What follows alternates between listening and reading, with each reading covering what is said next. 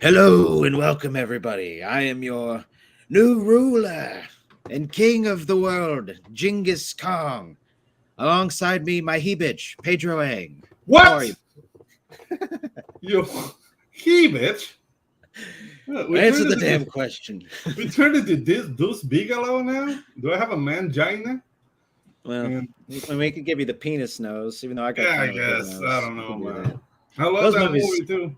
Yeah, no, it's the first one's good. The second one is still funny because the end scene where they sword fight with the penis swords out of the Oscar. Yeah. Jin's trying to get beat up. Oh Jesus! No, it's okay. We're too far away for that. Yeah, absolutely. I'm safe here in the swamps of Florida. In the good U.S. of A. All right. But we do have a familiar face. Hey, Ray. He says, hey, chat and panel. Hey, Ray. Thanks for coming by, buddy. What's up, Ray?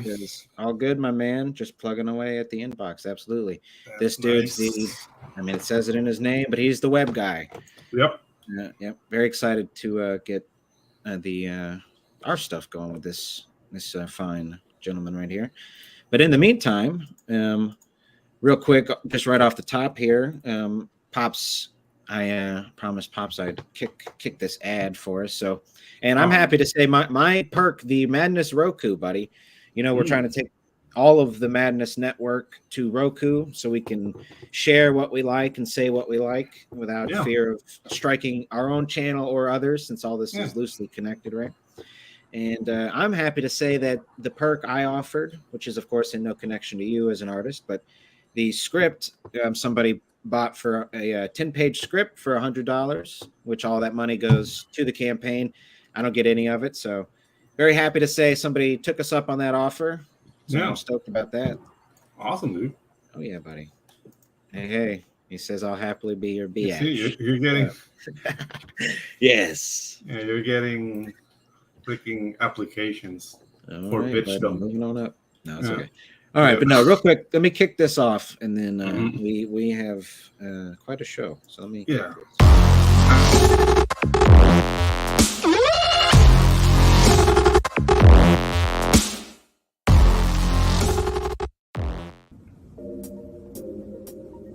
Oh man, I wish I could find a way to better advertise Apothic Press. Just back it already. Whoa, Crom, what are you doing here? What's this? The Madness Roku Network. Sponsorship.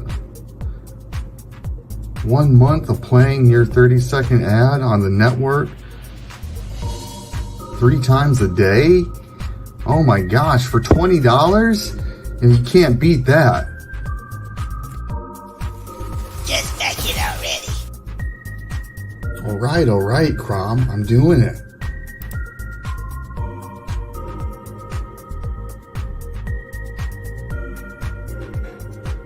Awesome.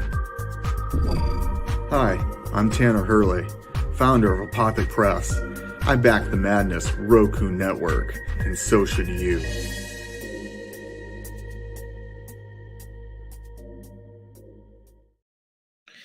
Man, I have to say, I thoroughly enjoyed that music. That was very relaxing, but you couldn't help but just be a jellyfish in the air.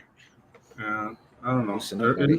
It reminded me of spicy movies from the 90s. That soundtrack. Yeah, come on. I mean, that's among some of the most recognizable music of all time. You've got porno music and elevator music. That's like... Yeah, it's up like this. Absolutely. Another Florida man. We got Don Dulas, again, hitting us with the dots after things. Good evening. How are you doing, sir? Those dots make me worry. Maybe something's coming after that. I don't know, but we'll see. Yeah. Something is coming after this, however. Yes. Yes. I don't know what to say. What can we say? He's a steampunk aficionado. He's Dutch, right? I believe, or Netherlands. The bitterballen eating champion. I don't know what do we know. I don't know. Wait, let's about the Netherlands. Frikandel is really cool, and what else? What's the other thing I've had from the Netherlands? I think they bicycle a lot. from my Yeah, they point of do. view, they're out there bicycling a lot. Yeah. Well, maybe we'll learn. Yeah, we'll Okay. learn something about. We'll learn something today. Absolutely. I More hope than so. that. Without further ado, absolutely. Let's just bring him out. Bonsart Bokel. Boom. Hey, buddy. we did what we could with the intro, man. I'm sorry. I told Good you I was evening. gonna. Yeah. All right. So thank you so much for joining us. You are actually, it's 1 a.m. ish over there at this point. Yeah. We're creeping in. So. Thank you for your time, sir. Like really, wow. Mhm. You're welcome. Yeah. So how you doing, man? How was your day? It's technically your morning, but how was your day? Busy. It was. I still have my day job at this point. So, but meanwhile, I'm really preparing a lot for the upcoming Kickstarter that is this Sunday. And we're also going to do a lunch party then, so everyone's invited. I'll be giving, among other things, a writing workshop for beginners. So for people who are interested in that type of thing, and we'll also do an open mind segment where people can talk about their own projects and their creative process as well. And of course, there's going to be the Kickstarter, which last time we made it in 8 hours or goal, and I hope to beat that. So. All right, absolutely, an 8-hour goal, my man. That is moving right along. And let me go ahead and drop that link right here. We're gonna. Yeah. You sent me some stuff behind the scenes. That trailer, I think it said preview trailer, but are we allowed to show that on the show? Is that a live? Yeah, you are allowed to show it on the show. It's more that right now it's stating that the Kickstarter is already live. So, but no, it's gonna. I go see. live this weekend. Right. You made it up ahead of time. I see you getting ahead of things. You got to do that. Okay, so there is the link though for anybody. Journey to Elysium. So Yeah. So before we get too far into that, sort of the way we do things around here is we like to get to know the creator a little bit, and that typically sort of segues naturally into what you're working on. So, tell us about yourself as a creative. You're a writer. Are you also an artist? Have you always been a writer? Has this always been a goal of yours? Tell us about it. So that's been a long journey. Like I've always been doing things creatively, but never in any form of professional capacity. That really started when I got into medieval reenactment. That's now close to 20 years ago, or longer. That's when I really started doing actual handicraft for something bigger than myself, so to speak. I gave sword lessons during that period, staff weapon training, formation training. I did that for about 12 years. That's kind of like when I started developing myself as a creative, because I made a lot of chainmails at the time, a lot of chainmail shirts, coifs, gloves as well, jewelry. So that's really the first time when I really started like making things for myself. But then I was encouraged by somebody to start writing, and that was in Dutch at first, and I experimented a little bit with sci-fi, fantasy, and fantasy, but it was very clear that history and science fiction was my true love. Thus, I ended up with steampunk. That's when I started creating blogs on that topic, and I also. Well, I was a big admirer of YouTubers like Dog Walker at the time. The Roku sphere that became really big in that period. So that's when hello Don, experimenting with that, and was okay. I'm gonna do like YouTube. After blogging, I started doing YouTube. That's when I started creating the Steampunk Beginner's Guide documentary series, which I made, I think, about 15 episodes of. I have one more episode planned, and we'll see what I'm going to do after that. And what I want to focus on now is like making videos about my universe. However, what I want to do is that all these videos start in a historical period, because I treat steampunk as an alternate history genre. So what I want to do is that I start with the actual history as it happened in our time, and then make it evolve into a science fiction setting. So I hope to premiere the next video this Sunday, if it's not done yet, because it actually contains original art made by very generous artists. And the people who join our launch party will get to see that video regardless of whether it's done or not. The people who back us will get to see the second part that finishes the story. Those who do not back us, well, they get to see it after the campaign is done. So they can burn in hell. Yeah, I have a question on steampunk because I'm not that familiar with the genre, and my question is regarding cinema because I haven't seen that many like steampunk themed movies. Now, the only thing I can really remember that's like at least parallel to steampunk, I don't know, I would like to know your opinion, was Steam Boy by Hideo Otomo. So are there any other like steampunk cinema that you would recommend to the neophyte?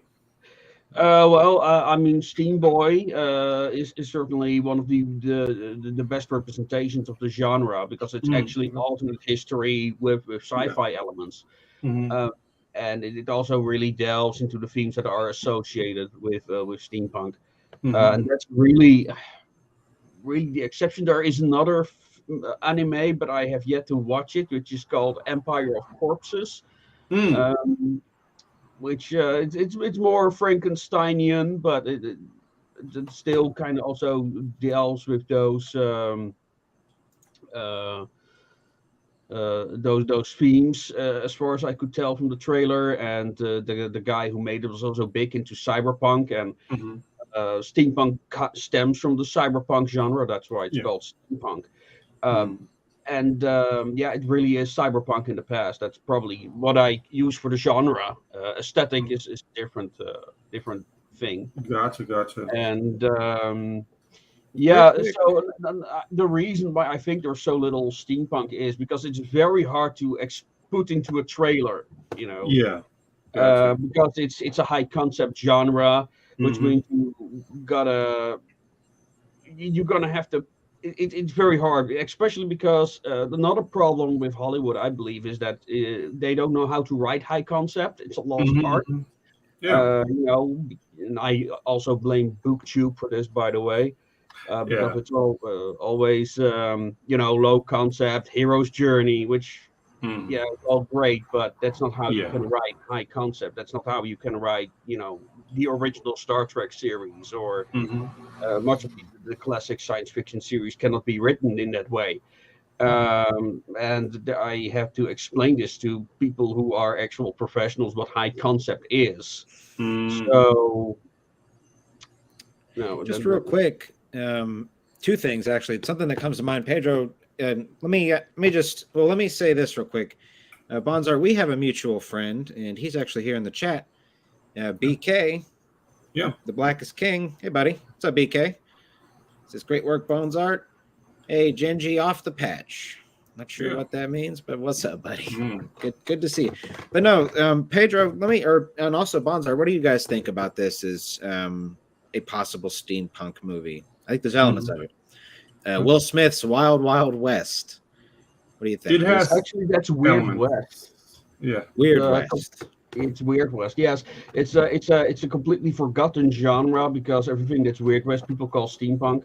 No, it's basically Wild West with fantasy elements.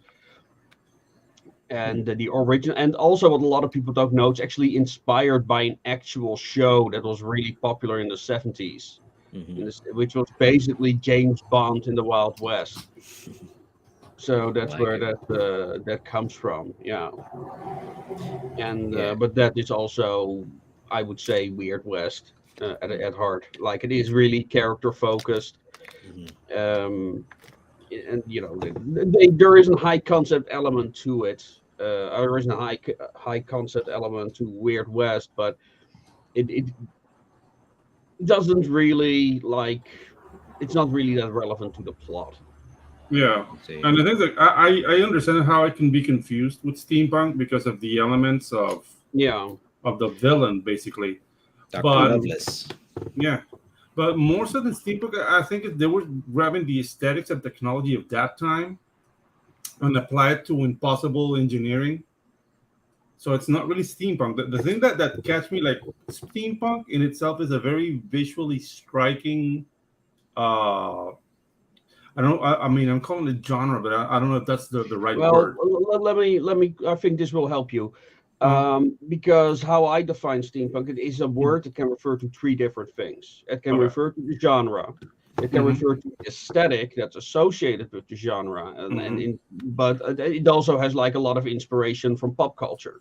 When you look at the steampunk aesthetic, much of it is like there's a part history and there's a part pop culture in there. And a third meaning of the word is the steampunk community, like the people who wear the costumes. Yeah. So they're related to each other, but they're not the same thing. They're not the same thing, but that's the thing. Like since it's a visually striking look, I'm amazed that there's not more product out for it. You know what I mean? Like it's really hard to find like cool stories about it. I mean, even though Steamboy didn't do that well, like financially, it became like a cult classic later. But when it came up, like people were like, "What the hell is this?" I thoroughly enjoyed it as an animator. I was like, okay, these guys are applying a lot of things. They're mixing a lot of techniques, and the visually striking of the machinery moving, the camera moves. It was like, dude, I was struck by it. But then it disappeared, and then I went to a convention and see a lot of people dressed as Steamboy, and I was like, hey, are you like doing Steamboy? No, this is steampunk. I'm like, huh, okay, steampunk. All right, but as I said, it's very like elusive. At least, I mean, maybe it's because I live in the jungle and we don't get that many things down here. I mean, one of the things is that I'm one of the few people who actually, put this much energy into the like, what is steampunk? What does it mean? Oh, cool. And through making the videos and interacting with the audiences, I unraveled it over the course of 10 years. And really, like, also for my own series, because the idea of the Association of Ishtar that kind of came out of the Steampunk Beginner's Guide series. The point was to create a collaborative project, because so many people they come to the comment section of that series like, oh, I want to write this world and I want to write that world, and it was like, okay, well, let's make a multiverse then, where all these worlds can be visited, so to speak. But that was before I really started thinking about genre writing. Then I got really inspired by SCP at the time, the SCP Foundation, which is this immense community of horror and fantasy writers. And it's all done through a file format. Like, you walk through the world of Fallout and you enter a computer and then you see like these logs. Well, SCP Foundation is kind of like that, except far more in-depth and technical and extremely high concept. And I thought, well, this might be a good way for people to get into writing in general. And, well, when I actually started reviewing submissions and other people writing in that format, I started to realize how difficult it actually is to do it well. So that was a great underestimation on my part. But I over the time that I've been working on the series, I've been writing manuals like, oh, if you want to write an Association of Ishtar story, like, this is what I'm looking for, and this is how you write a proper file, a narrative file, or whatever you call that format of story. So we got Dawn here popping in. She says, still love the way you say association. Yeah. Oh, Dawn. Okay, so we've got your YouTube pulled up here with that trailer I mentioned as well. Yeah. What we have also in the chat for those that caught it, this is the Discord link to the, you have a Discord as well with a pretty fair-sized community, but also this link specifically is for the launch party coming up in a few days here, so I'll definitely click on that out there in TV land. I'm going to go ahead and kick this trailer off if that's all right with you, sir. Let's do it. Yeah. Wonderful. Wonderful, darling. 1791. A celestial anomaly appeared in the heavens above. The Elysium megastructure, vast and enigmatic, loomed in the orbit of the moon, defying explanation. From whence it came, none could say. Some believed it always had been there, hidden among the stars, biding its time to re-emerge. In 1822, a visionary named Ghulam Ali embarked on a daring mission to unlock the secrets of the Elysium object. Dude. But his quest ended in tragedy, with rockets lost to the fickle tendrils of fate. Ghulam Ali, once revered, became a reclusive figure on the Babylon Project, his private platform in the middle of the Atlantic, where it lived in solitude for 50 years, until the world had need of him again. Unannounced, a powerful figure of influence knocks on the palace's gates to deliver her demands, whatever those might be. Unravel the mysteries of the Elysium megastructure. Discover the secrets of archaeology, a city like no other, where refugees from lost worlds forge new identities. Join us on a journey to Elysium, where science fiction, steampunk, and fantasy collide in a tale inspired by Jules Verne, Mobius, and Robert E. Howard. Prepare to embark on an epic adventure like no other. Support Journey to Elysium on Kickstarter and become part of the Association of Ishtar Multiverse. Dude, you saw me gesticulating a bit. Like, dude, I'm struck by the designs. I would love to run some of my designs by you. Because I'm doing this story with Ginge that it's not steampunk, but it's close, I guess. It's like a how would a culture evolve from the medieval times to the 18th century, and how would that look? And it's basically dwarves. So you got medieval dwarves and how they look, and if you put them in the sense of the Napoleonic Wars, and I came up with some designs that kind of look steampunk, but they're not really. I don't know. Like I'm seeing what you're doing here, and it's just making me go, yeah. It's really good, man. Really good. Awesome job. Yeah, Man. that was some wonderful art, man. Yeah. Yeah, the art is by Johan Alexander. He's my illustrator from Indonesia. This is the cover that he made for the original version of Journey to Elysium. And he also made 2 variant covers as well.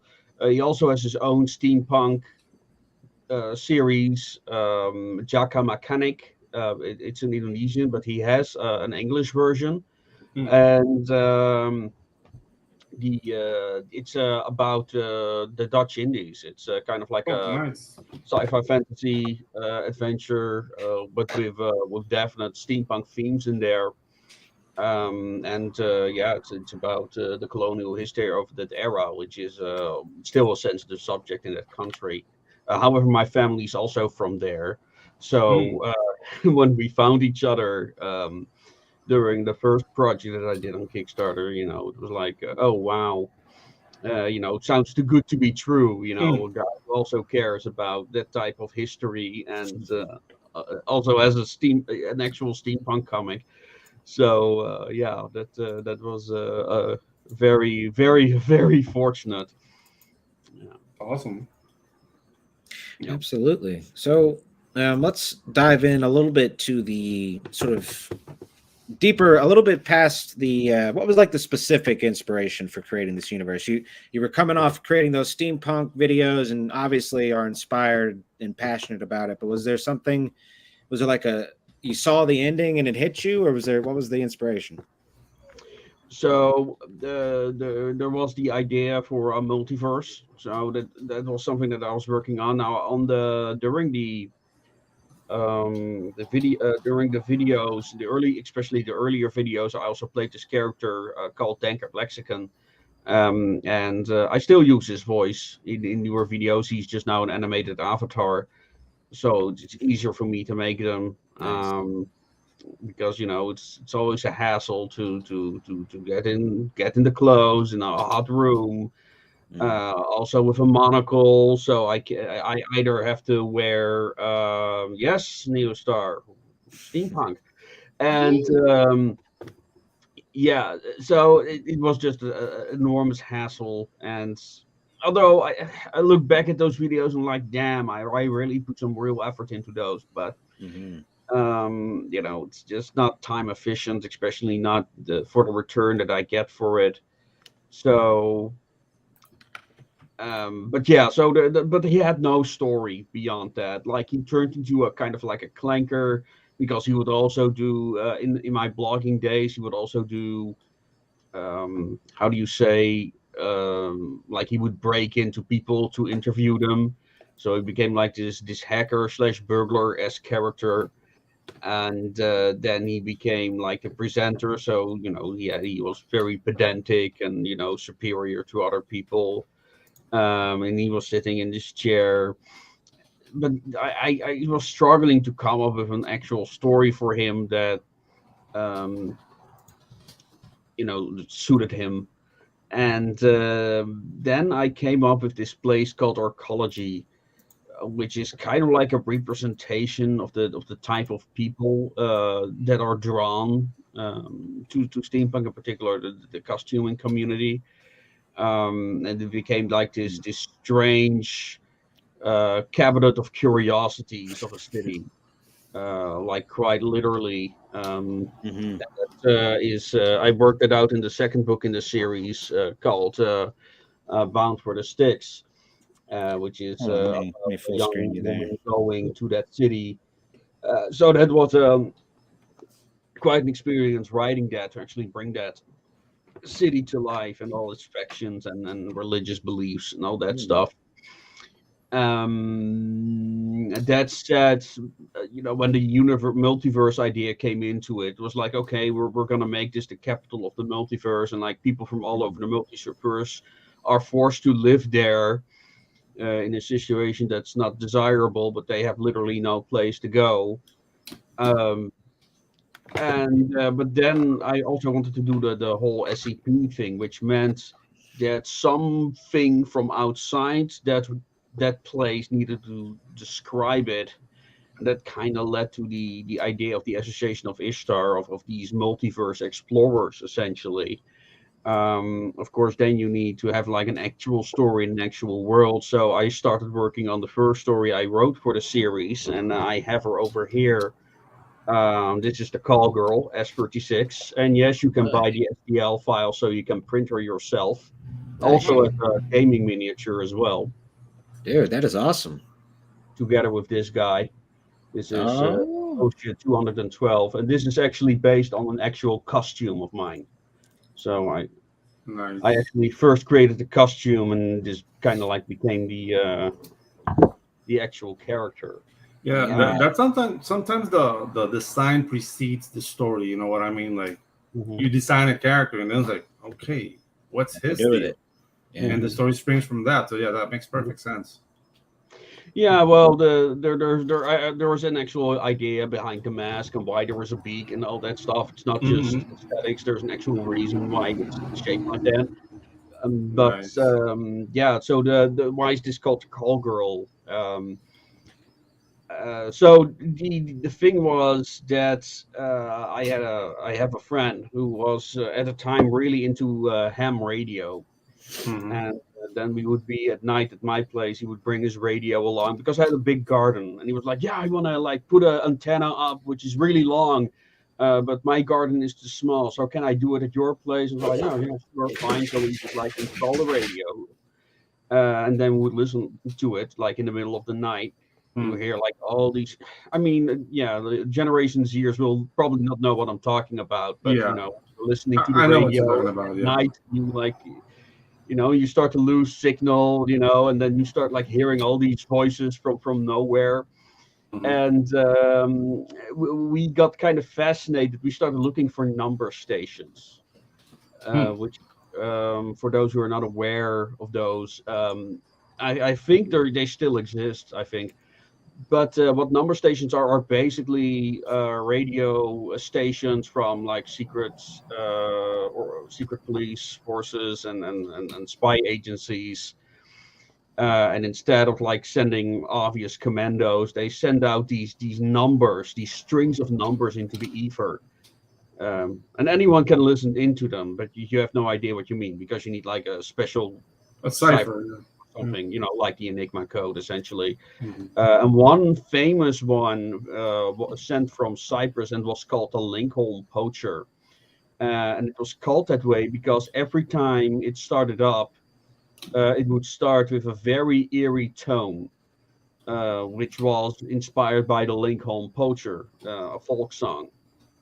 Hence the Lincoln Poacher. And then you would have like this monotone woman's voice, like saying 24, 65, 91, on and on and on.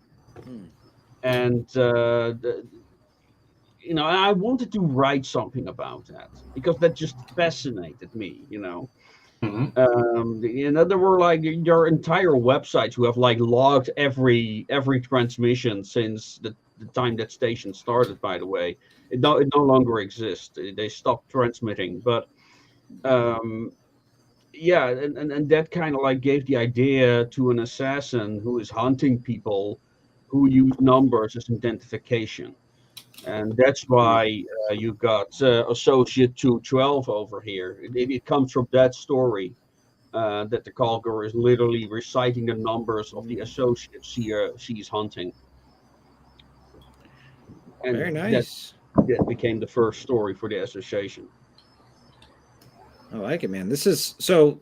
I mean, you've obviously been putting a lot of work into this. So, did you say 10 years that you've been working on the universe as a whole, or is like when did you actually get the books going? I think I started like experimenting with writing in 2019, so 4 years. Okay, yeah, absolutely. Very nice. Okay, great, man. So tell us a little bit about this cover right here. Is this the main cover for the current Kickstarter? The special edition cover.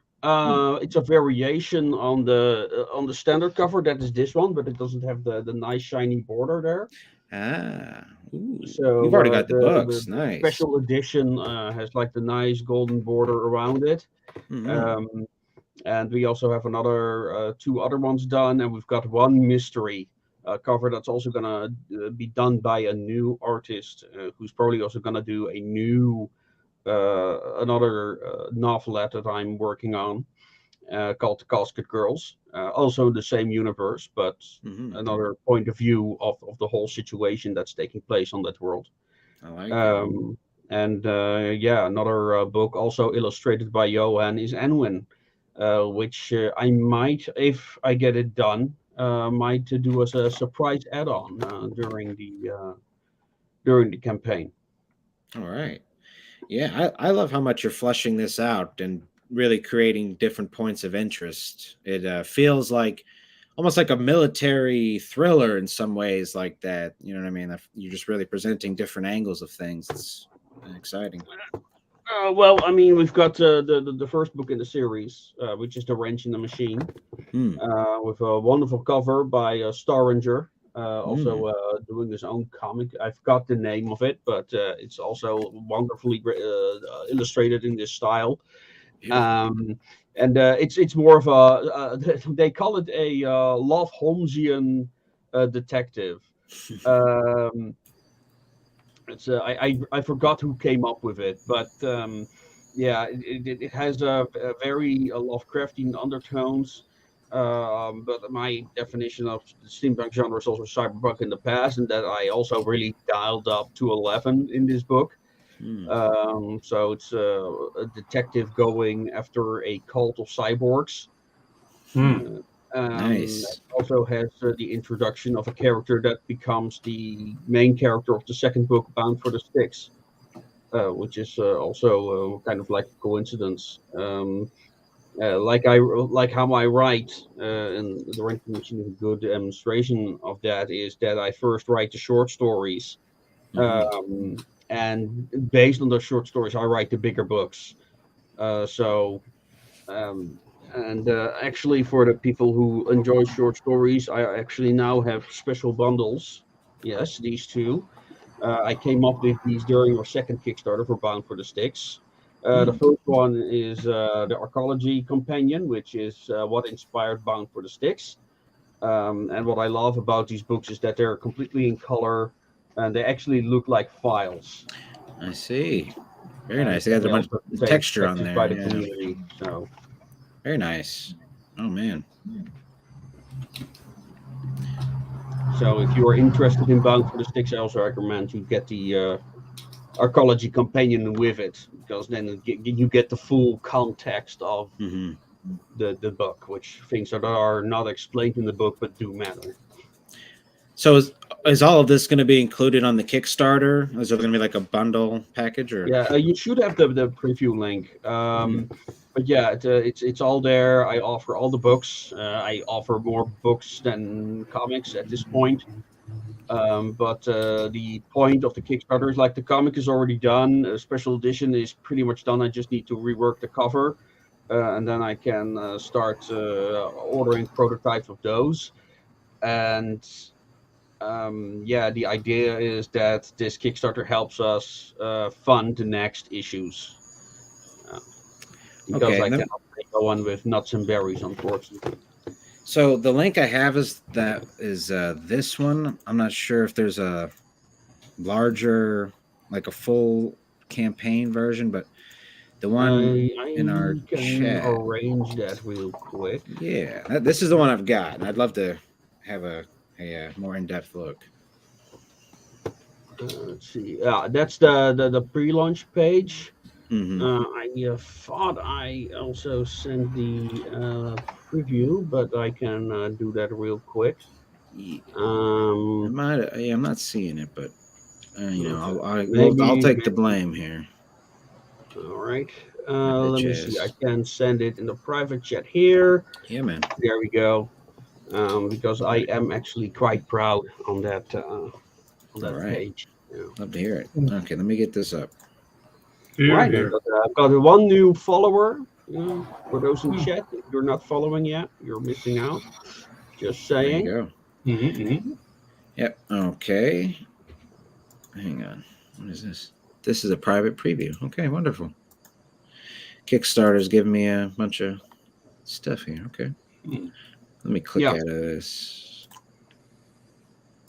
Here we go. All right. Ooh. Nice. Tickets. There you go. The steampunk element, right? The old, yeah. Okay, great. Dude, I love the uniforms, man. Oh yeah. I thought long and hard about those. Yeah. Too long, probably. The helmet is actually something that I created myself. Oh, okay. So that's an actual helmet that I own. Yeah, it looks like a bar boot helmet, but not. It's not quite. It's a winged hussar helmet. Yeah, a winged hussar. Gotcha. Nice. Yeah, then. Here's the man himself. There you go. I appreciate the effort. With the pipe. We were talking about it. Yeah. So do you do these these graphics as well? Are you doing all this yourself? I just do the graphic design. I do not the illustrations are all by Johan, I think, on the page. With some exceptions. I think there is an illustration by Eric Hawkins in there as well. He actually made an illustration of one of the casket girls. And there's some imagery from the comic. Love it too, by the way. Oh yeah. Well, it helps that Johan actually has a background in architecture, so that's an immense help. And for me, you know, the architecture is such an important part because it tells you so much about a society. So is your artist from your neck of the woods as well? Is he? No, Indonesia. Indonesia. Okay. I see. Yep. Was Indonesia a Dutch very, colony? Very aware of like the European schools of illustration and element as well. Yeah, I was gonna say the reason I was asking is it reminds me of somebody else. Just the general style and like the coloring a little bit. It reminds me of. So I was just wondering if it was like a European, more centric style. Well, yeah, he's a big Mobius fan as well. There you go. Yeah, man, love it. So tell us about this character right here. S09. Yes. S09. I'm keeping. I mean, she has her own short story already that hints at who she is and where she comes from. But she's one of the chairmen of the association. Yeah, she's also very young, but she has a gift, shall we say. You gotta see that much of the Association of Ishtar, it's mostly all the stories are written as mysteries, even the military ones. So yeah, the true identity and everything else still needs to be revealed.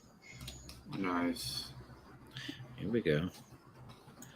Okay. Yeah, we also have a coloring book, by the way. That was our first Kickstarter. That's the orange book you see in the top is a special edition of the coloring book.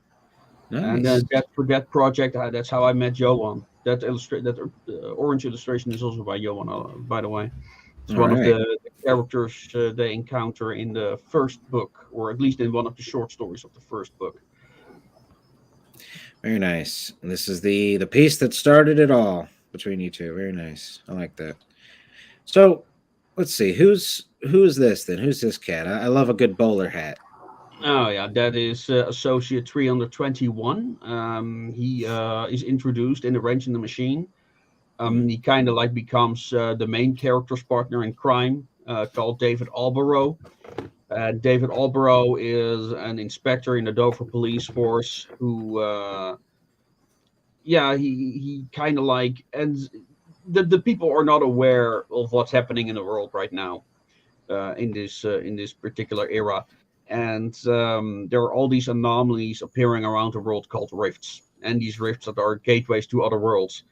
Now, some are going to other parallel versions of Earth.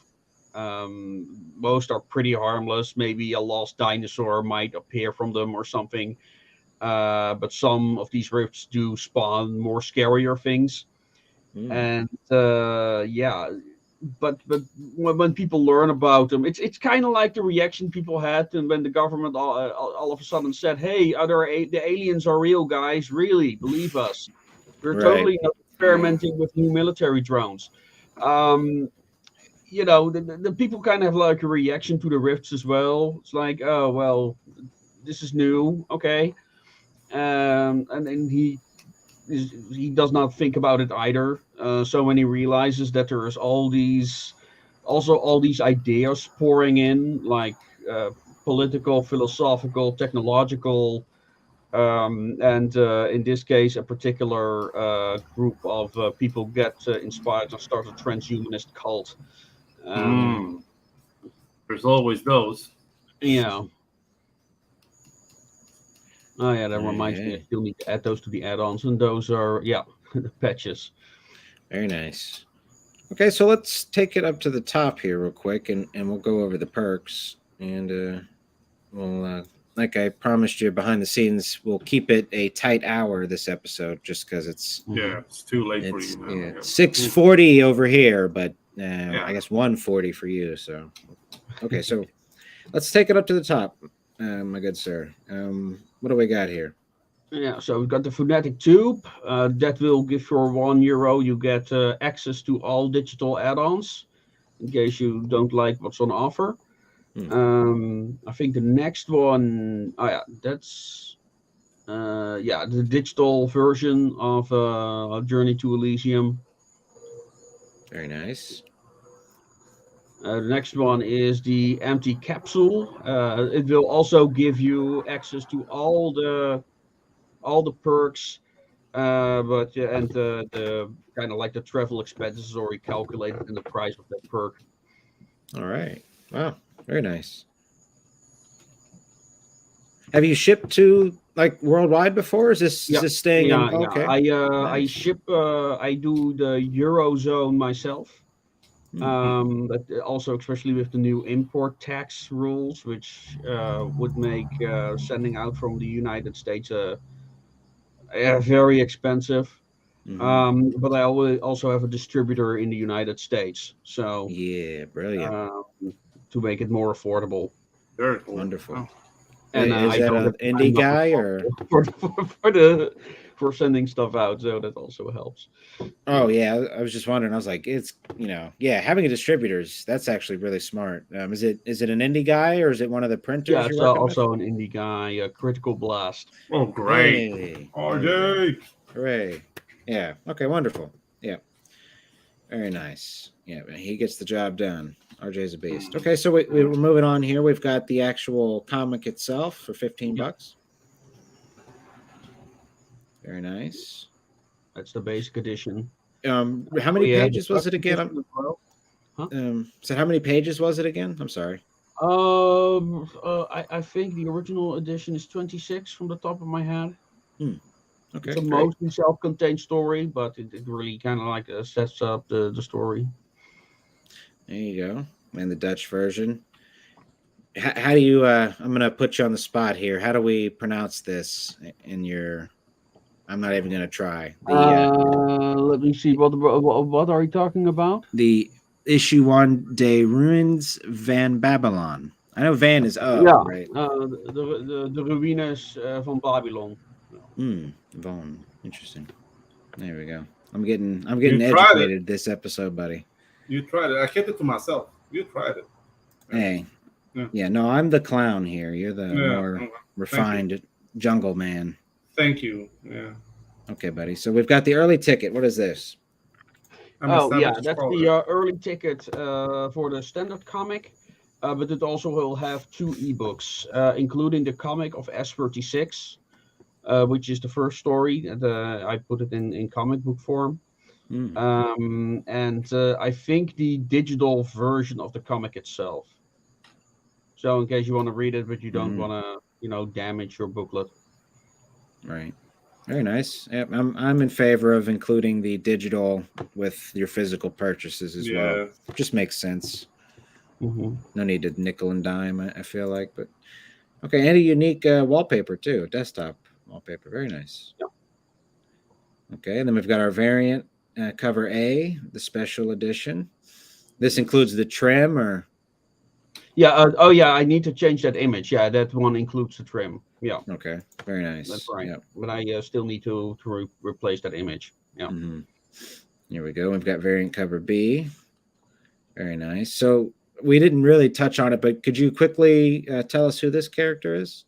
So that is Maurice Havelaar. It's actually a reference to a very popular Dutch character called Max Havelaar, who has a book with the same name. That's about the Dutch Indian coffee trade. So he's a very popular character in Dutch literature. Interesting. And his character also served in the Dutch Indian Army, or the KNIL. And after that, he became an airborne dragoon, which are the guys whose uniforms you have admired so much. Nice. Cool. Very cool. Nice. Absolutely. That's a hell of a life. I mean, that's like old school living. Yeah. I like it. Okay, great. So the Dutch Indian coffee trade, what period are we talking about here? Well, for Max Havelaar, I think it's like early 20th century. Gotcha. Okay. Very cool.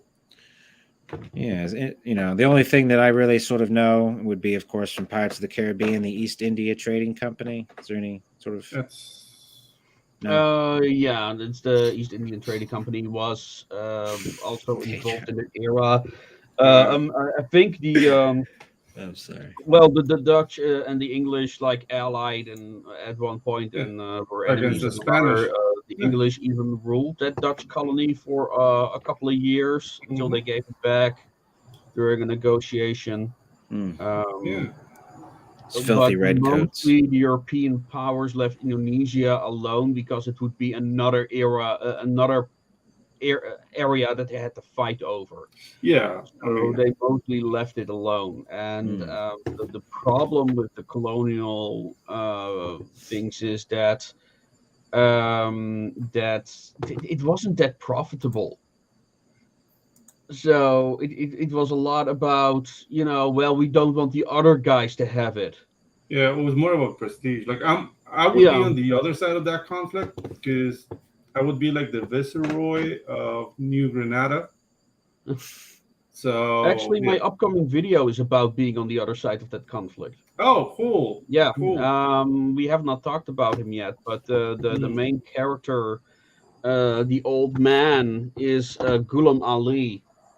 And Ghulam Ali is there we go.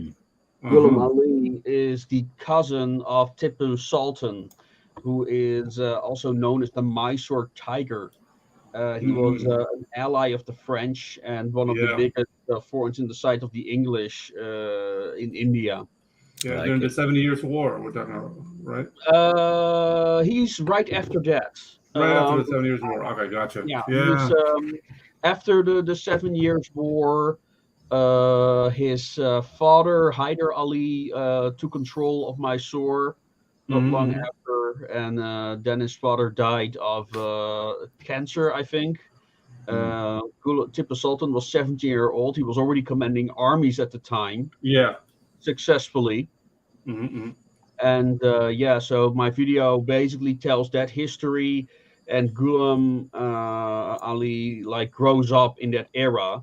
And then he promises, because the Mysore were really big on rocket artillery, artillery in general. As a matter of fact, the English learned a lot about artillery from India, and they also had the Mygrave rocket, and the Mygrave rocket, or the Mysore rocket, it was originally what's called, actually inspired this thing on the back.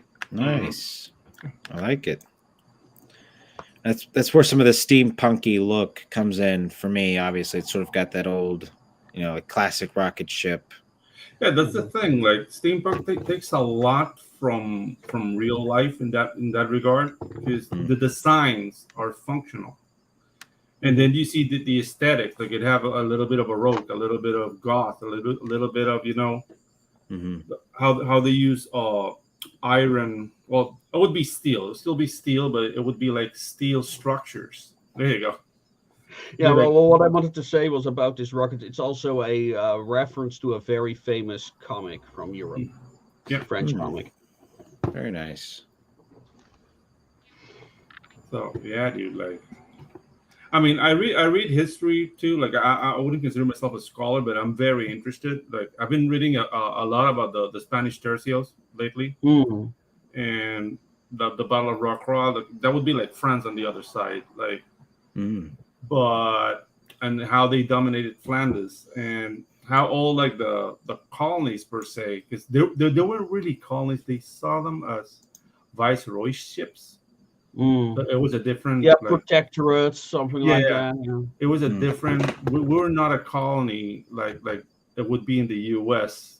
We were all like Spanish citizens. But it all came crashing down because Spain was fighting everyone. Like it was so huge. Kind of like what England did later, except the English were successful. Yeah, exactly.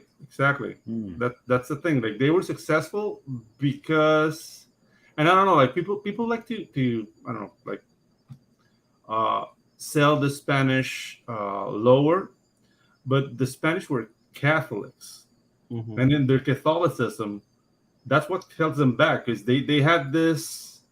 They were not really for profit. They were not good at profit, and the English were better at that. You know what I mean? When you look at the early conquest of a particular South America, I mean, greed did seem to be like the main instigator. Yeah, I mean, but the thing is, like, you can put names to that. You know what I mean? Because you get Balboa, who discovered the South Seas. That guy was a hoodlum. They chop his head off. Then Pizarro, who was Balboa's lieutenant, goes down to Peru, and he discovers the road. Like it wasn't really like the silver mines. It was the roads to get all the goods from Peru to Panama to Spain. But all those guys were like out for profit. But when they started like bringing the slaves, like the Queen Isabel, so it's like, these are my subjects too. They can be enslaved, and that destroyed the whole business model. And then it's interesting that it also started like the abolitionist movement in a way. These monks like complaining about the treatment of slaves and stuff. A Franciscan friar called Fray Bartolomé de las Casas, like that guy said, like, oh, please don't enslave the Indians. We have black people for that. And then that started like the African trade. And Jews. Yeah, exactly. Hey. it's very like reading history like that gives you like a really, it's like a good broth to come up with cool stories. Because dude, like we've done horrible things to each other, but it's very interesting. And the motivations are not always altruistic, but they're not completely evil. They become evil on the way. You know, that's something that I've seen. That I mean, Well, I mean that's the interesting thing about this, you know, like the road to damnation is filled with good intentions, good you know. intentions, yeah. But yeah, I completely derailed the conversation. But I don't Absolutely. know, man. Like Well said, gentlemen. I'm I just enjoyed it. very excited that Oh we made man, it I to our- love talking history. If you know, and this is one of the things, and especially when it comes to alternate history, is that I want to have like these types of things. Like, okay, this is the situation where it started. Yeah. We have this situation with the local Indians. Like, one thing is, for example, like the Taiping Rebellion. You know, I want that to continue, so it becomes like this separate faction in China. So China becomes divided among these Chinese factions, and then one kind of like Hong Kong in the middle. The Year of the Warlords, right? We're talking about end of the. You know, one of the deadliest wars is the Taiping Rebellion. Few people know this, but it killed more people than World War One. You know? Oof, yeah. There you get like the boxers, like they thought they had like special power, like superpowers. Oh God, yes. Yeah, I remember that. And that will also be great to have something inspired by that, because I think America was involved in that, if my history serves correct. I think they said like the Marines to take care of some of that element. There was America, there was the Dutch, there was England, there was the Portuguese involved too. Yeah, it was because one of the harbor cities got besieged by the Boxers, and there were like all these foreigners were all inserted there because one of the goals of the Boxers was to kill like every foreigner they could find. Yeah, exactly. I see. God damn. Well, that's that'll do. And you know, there's a nod. There's a nod war. to the Taiping Rebellion in Big Problem in Little China. God, yeah, I love that film. Yeah, the turbans, the red ones were Boxers, and the yellow ones were the Taiping. Yeah, that's amazing. Yeah, so that's a thing that, dude, like, and what you've done here, like, I love the fact that the world building is rich, but there's echoes to real history. So I'm very, very excited. I'm more than likely gonna back this when it's. Oh man! When it's out, man. If you want to contribute your historical knowledge to it, like I said, I want to have like situations where they start in the actual history, and then like this character emerges from that situation that brings this change, or you know, some technological development gets imported, or they get some form of thing with the anomalies happen. Like one idea I have for a Native American reservation is that. You know, originally the government wants to take this land because there's like gold or other resources, but then this rift appears, and then they're like, "Oh, we don't want to be responsible for that." And so they're like, "Well, you can keep the land and the resources as long as you contain that rift." I think that nation then becomes really powerful. Well, I have an incident that happened in Panama in the 17th century. That could be turned into a cool story. Like, you know how Scotland became part of the English crown? I know like individual stories about it. I'm not entirely sure how. So Scotland wanted a colony just like everybody else, right? And they come with this enterprise, and they come to a region here in Panama called Darien. But the Bank of England would not lend them the money for the enterprise, and the Bank of Amsterdam would not lend them money. So they used their own money from the crown. And everybody came here ready to live in Scotland, but they came to the tropics.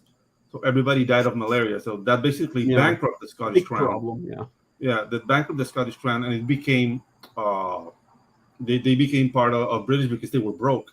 So doing a story about like a failed enterprise like that. It's like being down here in Panama, we have a street called Caledonia. Few people know that that street is not called Caledonia in honor of the Caledonian kings, who were the first kings of Scotland. Ooh. So having that like a remembrance of this like huge enterprise, and then like no, they never really died. They went through a rift, and they're coming back for vengeance now. Doing something that would be really cool. There would be a caveat to that, but what I want to do. I'm just shooting here. No, but I like the idea. But what I want to do and what I want to try and motivate through workshops is I have this system now for submissions, which is that you pitch your idea first in a 150-word take. Like it's a narrative. It explains the situation, and if it gets accepted, it's immediately part of the lore. Okay. So other people can expand upon it if they want to, or Nice. of course the person who submitted it. So we kind of like want to do that through workshops online, and just say, hey, now we're gonna just pitch 150-word stories, and kind of like expand the thing like that. And if somebody's like, hey, wait a minute, somebody had a pitch for that particular part of the world in that particular era, we can use that to expand this idea. So that's kind of like one of my step plans that I want to try. Awesome, dude. It's awesome. Yeah, and you can like pitch 3 things easily on a day, or in a 2-hour or in 90-minute sittings or something. You do a lot of this stuff in your Discord community as well, right? Yeah, well, I mean, I want to, but we're not that active, unfortunately, at the moment. Because most creators they already have their own project, so it's very hard to properly motivate people for that. But we definitely, because we are working on games, we are already working with a game developer who was also a award-winning children's author, and he's now working on an Association of Ishtar role-playing game. And I've got some other things in the background I do not want to talk about yet because I have no idea. There's no real movement there yet, but who knows? But yeah, I'm always keeping out my contacts. I talk to a lot of people through my own podcast on Radio Retro Future, and yeah, it's quite incredible because there's so many people are interested in something like this. Especially because there's so little high concept at the moment. And regarding high concept, it's something AI can't write. Yeah. So I think that especially for us authors of flesh and blood, if we want to beat the AI, so to speak, I think they're gonna have to switch to high concept writing. So no, there's something to that. I've came across just a random painting short the other day on YouTube, and I forget the name of the painting. It's like the 7 Plagues of Alexandria, I think. And it's a really, really beautiful piece. And the short was basically about why AI can't do this. And he typed it in Mid-Journey and got a version of it. But the point he was really getting at was like what made the original piece interesting was it had 3 focal points and like just the composition, the soft and the light, the sort of human thoughtfulness elements that the other version, while it was something that was cool, and if somebody would have painted, you'd have been like, oh shit, it just didn't have, it was all kind of flat and didn't really have the thoughtfulness of creation of the composition, right? The whys that it do this. Yeah, but I mean, the final word on image AI is not done yet. I mean, now they're talking about, submitting it to the same rules for copyright as normal people, so to speak, which means that a lot of AI are not going to be able to function anymore. Because they cannot put Mickey Mouse in their image. I think that companies like Disney will be like a hawk on that. Like anything that only resembles Mickey Mouse in the ears are too round. That's plagiarism. No, I think AI art is gonna be used for concept art for movies, and maybe for storyboarding. Like that. So it's like less work for artists, I guess. But yeah, that's a new paradigm. Like maybe storyboard artists learn to use AI to service a a production. But if you want to be a real artist, you better do your own thing. Mm, That's what AI is telling us. You know what I mean? very fair. There's Thank you, your Pops. there's for your throwing that Mickey up there. Mouse. There's Yeah, your well, Mickey the Mouse. thing also is that AI cannot do steampunk. You Yep. know, the one thing that I recently said is, if you are copying other steampunks to make steampunk, you're doing it wrong. Yeah. Because that's kind of like the problem I have currently with the costume culture, that it's become like cosplay. Because Yes, all indeed. the goth and brown look. Yeah. They sell it at Halloween stores here. You can go to the Yeah. steampunk aisle. They got the goggles, the top hat. It's always that. Like that kind of gets on my nerves. Because the moment people say steampunk, you get or the top hat or the bowler hat, the monocle and the gun. It's like it's so much more than that. You know what I mean? Mm-hmm. To me, it's you're like a gentleman scholar that happens to have this impossible machine that uses steam. But I don't know, like it just shoots me to backstory right away. You know what I mean? Mm-hmm. And that's something that if you do steampunk properly, it will do nothing but stimulate your brain. So that's something that to me it's an unused genre in that sense. Because dude, it would be so rich. Well, I mean, that's also one of the points that I have with my series, that what I try to stimulate in people. Yeah. Steampunk is an alternate history genre. Go to that cyberpunk in the past. Investigate the history, and especially I got like pictures. I made a video quite recently on steampunk and colonialism, and the idea that people present to me is like, well, they want to write about colonialism, but they do not want to do any work in actually studying how colonialism works. Yeah.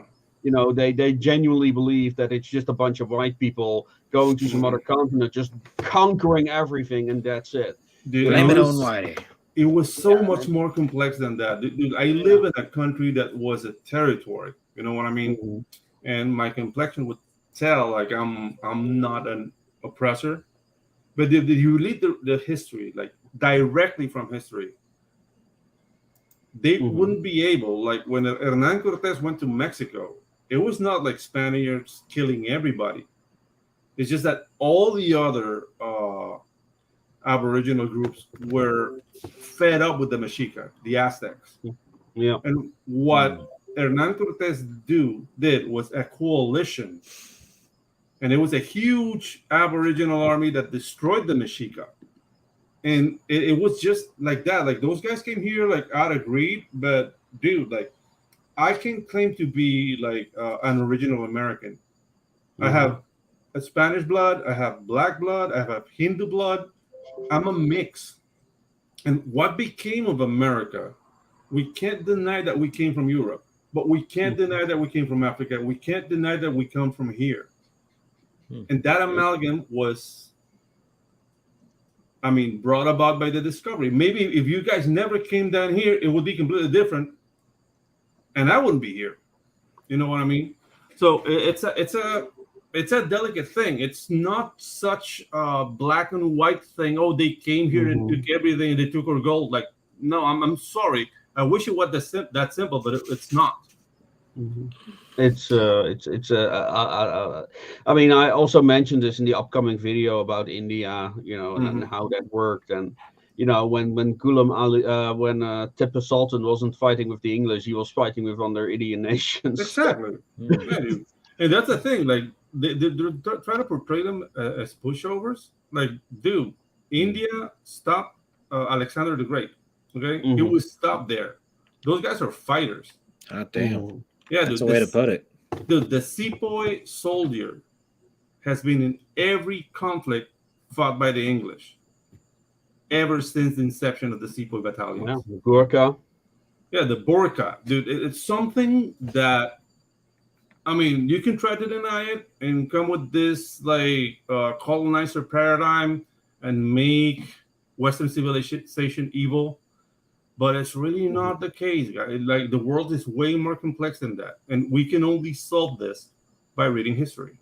There you go. Yeah. Oh man, I went into investigating like I made the mistake of looking up like, oh, let's see what the Indians have to say about Mm. Tipu Sultan.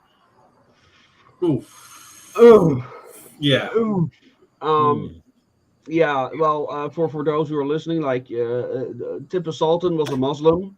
Mm-hmm. Now we don't like there is a lot of propaganda around Yeah. Tipu Sultan. Yeah. So it's hard to distinguish fact from what really happened. Like he was responsible for some massacres. Mm-hmm. Like the Hindus love to claim that he destroyed a lot of temples, that he like tortured and murdered non-believers. Mhm. So like the Hindus do not like Tipu Sultan, No. or rather, let's just say the Hindu nationalists do not like Tipu Sultan. Now there is also a very interesting conspiracy about Tipu Sultan that I was not aware of, but I'd love to incorporate in my own series somehow. That he was a secret Jacobin Whoa. who, Okay. with French, founded a new Jacobin Asian branch, as it were, and that he like had planted a tree of liberty in his capital, and yeah, that he swore with all the members of this Jacobite club to destroy all monarchs except for Tipu Sultan. Oh, dude. Uh, So cool. yeah, so that's an actual conspiracy, Mm. and well, actually, it's I say conspiracy, but it was accepted as fact. Yeah. And there's this one historian says, no, this is all a conspiracy. The guy that Tipu Sultan met was just a privateer that just happened to strand there.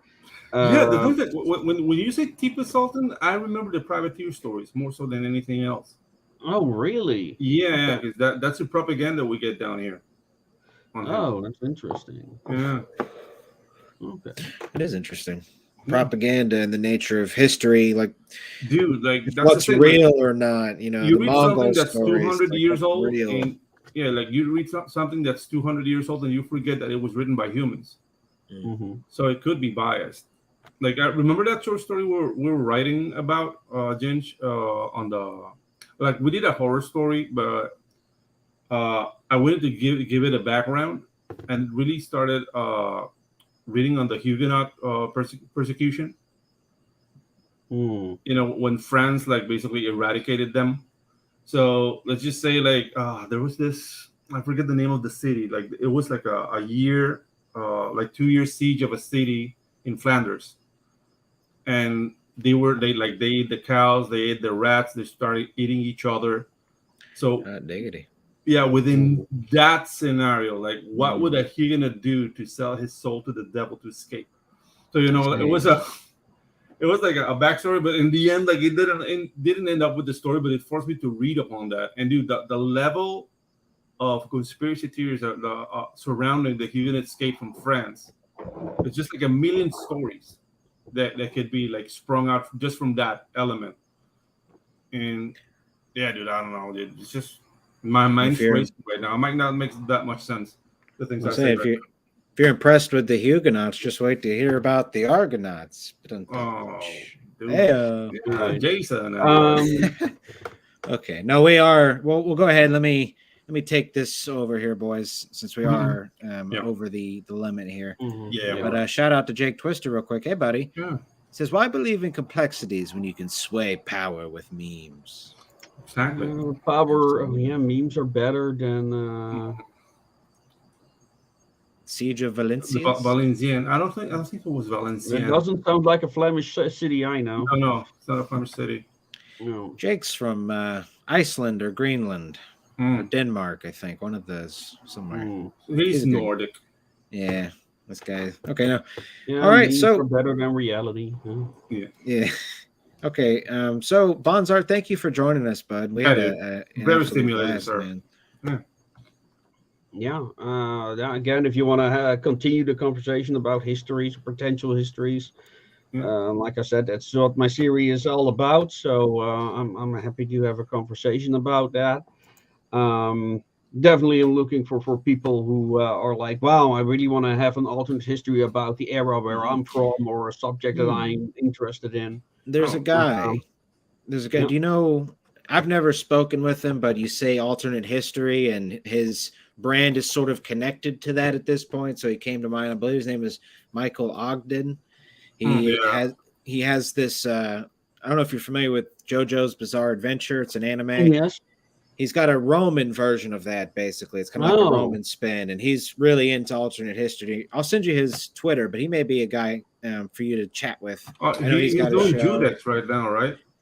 Yeah, with Nefarious, which that's an alternate history thing Yeah. too, with like a spin somewhat. Yeah. No, those would be great guys for you to talk with. Yeah. And we'd love to have you back on the show once the book's launched. And, Yeah, dude. You know, we'll just talk more history. We'll talk the book. You're always welcome back, bud. Well, yeah. I mean, the next book is already nearly done. Same universe, but very different topic. Very small, cute story. I think I might have sent you the cover for that. I'm not sure. Called Enwin. Yes. Yeah, you did. Let me pull that up real quick. It is cute.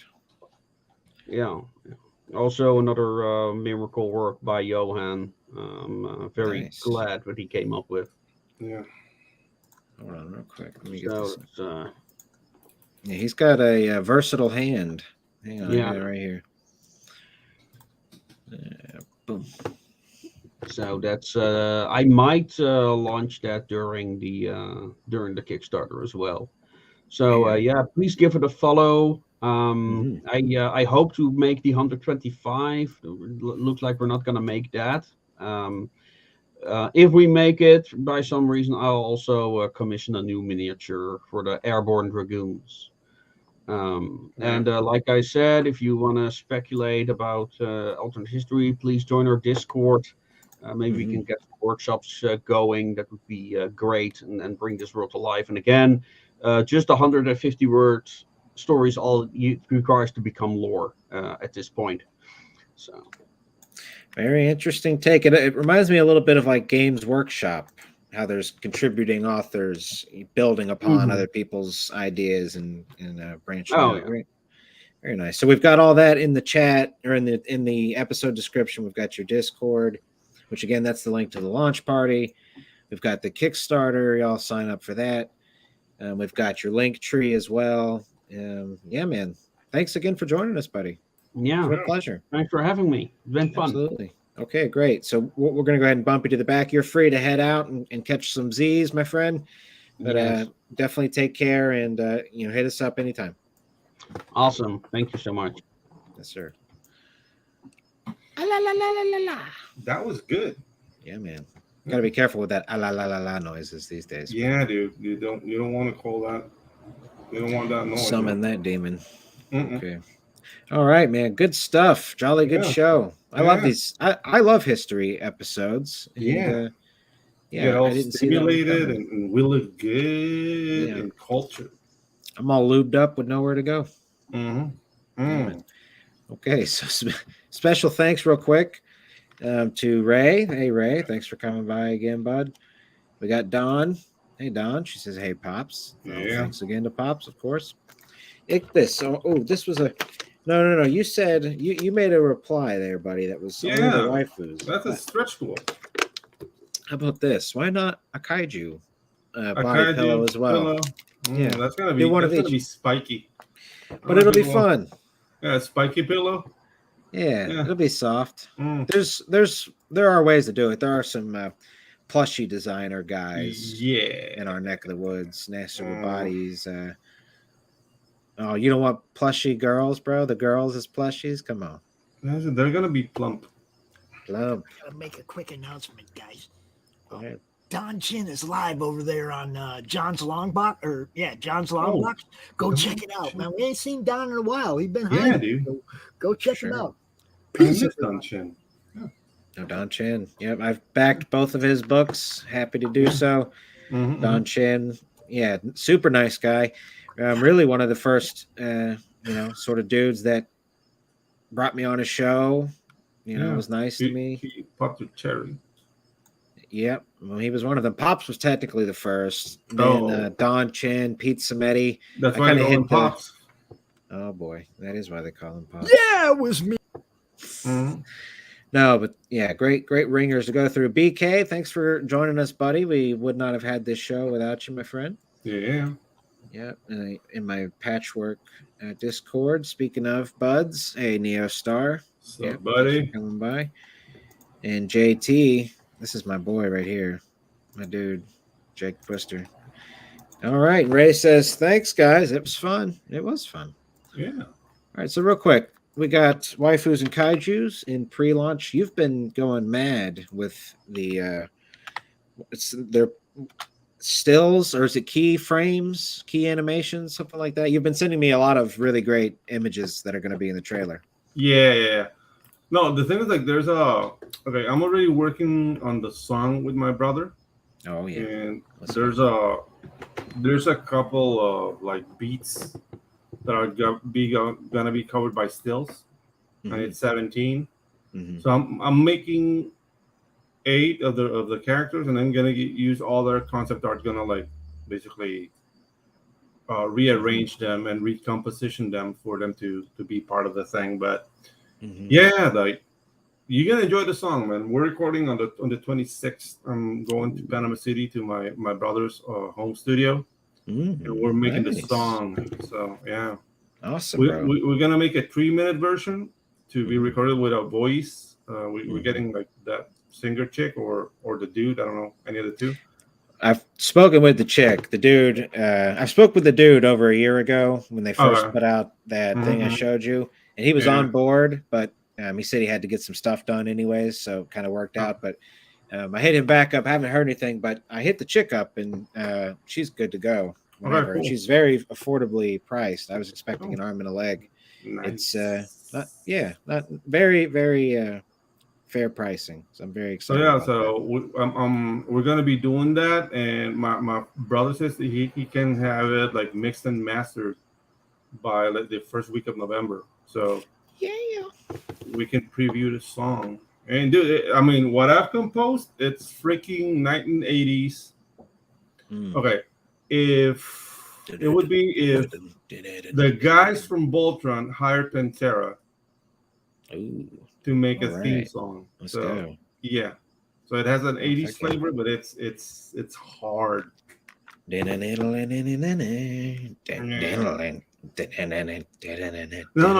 it's fast tempo. It's fast tempo, and there's a lot of like guitar, like in the 80s, you know. Oh no, I feel you. You know what's funny though? You mentioned Pantera. One of my, and actually, I'll just say this before we go. This was episode 99. That means next week is episode 100. There you go. Happy 100 coming up here. Lorenzo Sleestacks will be joining us. That funky alien. Yeah. That funky lizard. No, but yeah, one of my favorite memories from this show, I believe it was the first time we had Jeremy Thevenot on, and I apologize. We all know I'm horrible with names at this point. But JT, great guy, had him on a few times. The next time we had him on, my tits were painted green. That was for Christmas. Yeah. But no, I remember, I think it was the first show we had him on. He lived a few houses down from a bassist who was playing, was it Cemetery Gates by Pantera, and just nailing it, dude. And I was like, man, it was just so groovy. I love bass guitar. So. Have you seen my brother's videos? No, I've seen you guys play on stage, but not your brother specifically. No. I mean, let's see. Look for a video of my brother. Neostar, oh snap, 100 episodes. Yeah, boy. Ain't that something? 100 freaking episodes. I can remember episode 1, my friend. So let me see. There's look for Jake a says, good one. 100 takes in 100 minutes. It's going to take a lot of work, but what I want to do is I want to compile all the times pornography, any variation of has been said on this show for a Ginge Pedro XXX supercut. But it's been a lot, and it would really require a lot of scrubbing. Might hire somebody to do it. So, okay, my brother looks like a biker. All right, let's go. But he's a Panamanian biker? No, he's a stuffed animal, man. You guys got a Hell's Angels down there? He's a very sweet Benjamin Soto. Hey, what's up, Benjamin? Stuffed animals, this guy. Yeah. Benjamin Soto, as nice as they get, along with his brother, who has got seriously one of the best names out there, the Funkistador. The funk is nice. I wish that was one of my mini names. Yeah. I have to respect the hustle. All right, what do we got? There we go. Let me see. Sure. Okay. And here. Ooh, living color. All right, I like living color.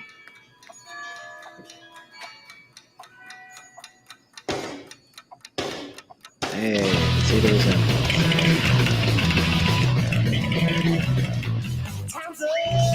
right. Dude, he ain't playing. Fuck yeah, bro. Let's go.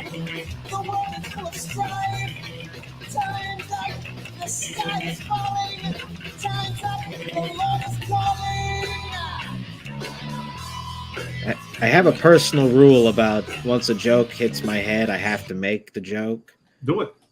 Well, I'm, for those that are interested, I'm sure that dude could fiddle Uranus something crazy with those fingers. Yeah. He has big hands. But yeah, dude, like this bass you see right here. Oh, dude, it's beautiful. He built it. Oh man. Yeah, he makes instruments. But dude, he's like he studied finance, but life make him do like an air conditioning repair business. So that's his day job. Mm-hmm. But HVAC, it's good money. We've been playing together for like 30 something years now. Dude, he's an awesome bass player.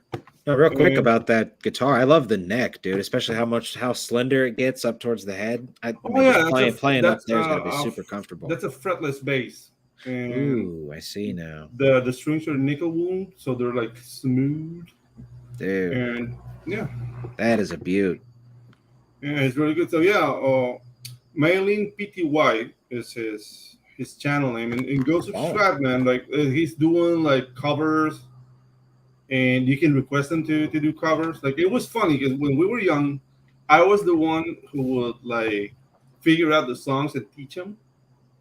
It was like, I don't want to do it, and now he's doing this. I want to kick his ass, but yeah, dude, like I mean, we're both musicians, but he's the one who's putting that face to the world. I want to be like the comic book guy, and he's the music guy. But I feel you.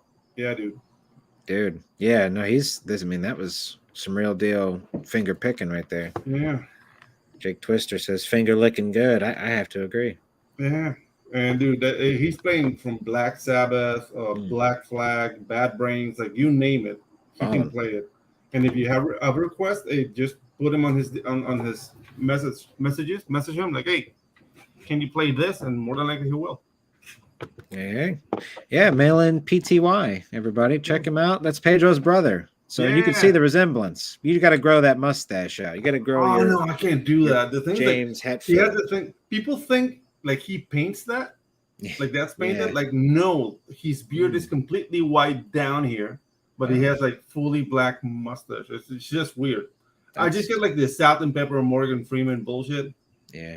And it doesn't make it good. No, I shaved just so I don't look homeless, which I've been accused of over the years. We all appreciate it.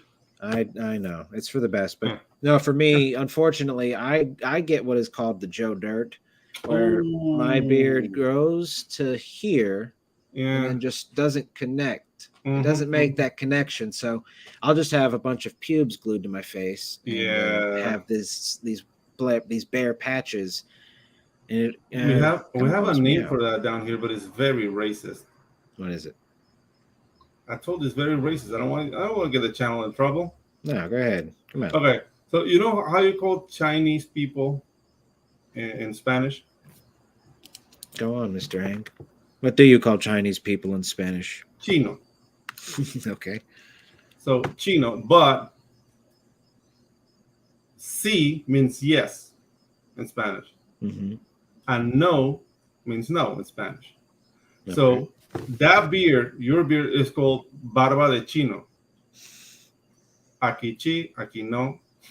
Aquí chi, aquí no. Aquí, like it's patchy. I see. But it's kind of racist. Interesting.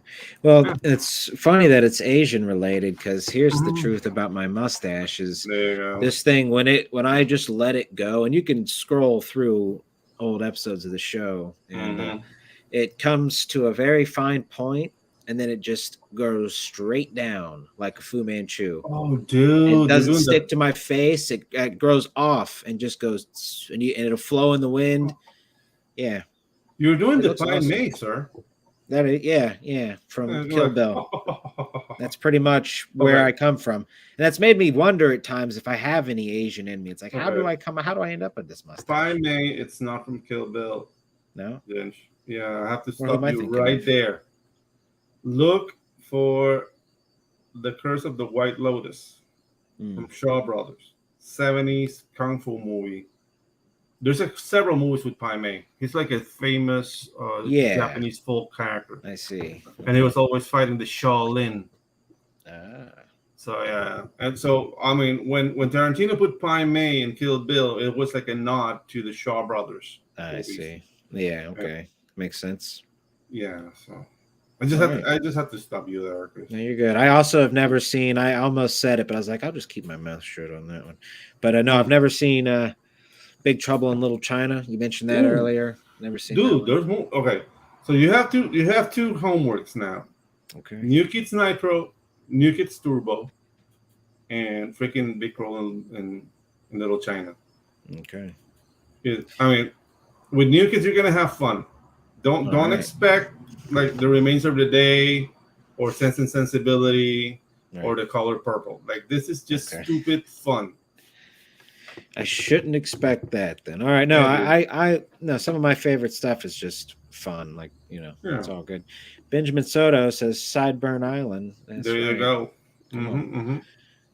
All right. I'm not sure what Ray's referring to here. But... No. Oh, Sino. yeah, no, yeah, the patches. Yeah, no, Yeah. that's all right. That's right. It does grow patchy. All right, buddy. Let's get out of put here. a little bow on this biatch. Let's get out of Yeah, here. we got Lorenzo Sleestack lizarding his way in next week for episode that sounded 100. slimy. I almost said slithering, but I tried to be Yeah. nice about it. Yeah. But he knows him. He's a good guy. I like Yeah, he Lorenzo. knows we're I'm good. sure we'll be on his show too. Okay, buddy. So great chatting with you, my friend. Yeah. And, yeah, we will Awesome see show, you man. all. Yeah, absolutely. Peace, everybody.